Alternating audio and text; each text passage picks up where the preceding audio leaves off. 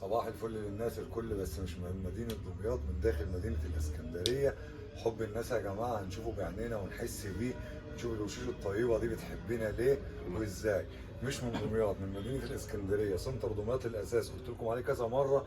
والله الذي لا إله غيره بنبيع الشغل يا جماعة كأننا في حتة من دمياط برضا وبسماحة، وساعات أقل كمان من دمياط. المكان ده كويس عند المعهد الديني بتاع صفرة اسكندرية، مكان من قلب دمياط في قلب الاسكندريه. صباح الفل يا بابا. صباح الفل يا حاج. منور الدنيا. ربنا يبارك فيك. الكاس بتاعك اهو. ده انت الحاج. صباح الفل. صباح الفل يا بابا. منور الدنيا يا ماما. صباحكم فل. صباح الفل يا ده طيب. العريس ده. ربنا يفرحك ويتمم لك مكان. انا عايز منك ما يرضي الله وربك وضميرك، تمام. تقول لي رايك في المكان وفي المعامله وفي البضاعه وفي السعر. بسم الله ما شاء الله، ربنا يبارك لكم. في اول في الخامه، الثانيه في المعامله، الثانيه في البشوش كويسه بجد. بالامانه. ناقصك حاجه يا حاج؟ ربنا يبارك لك. الحاجه اللي شاورت عليها والله ان شاء الله كمان تبقى في بيتكم احسن من هي عندنا. ربنا يبارك لك. الاستاذ محمد قريب في السعر والدنيا هاديه، راجل محترم رغم الغلاء يا حاج. تصدقني بنتعب ازاي عشان نوفر حته الشغل دي هنا في المكان. والله الاوضه دي من الامثله، يعني انا حتى وانا برحب بيك في المكان، انا مش من اداره المكان، انا بس باجي ضيفه تبع الاستاذ محمد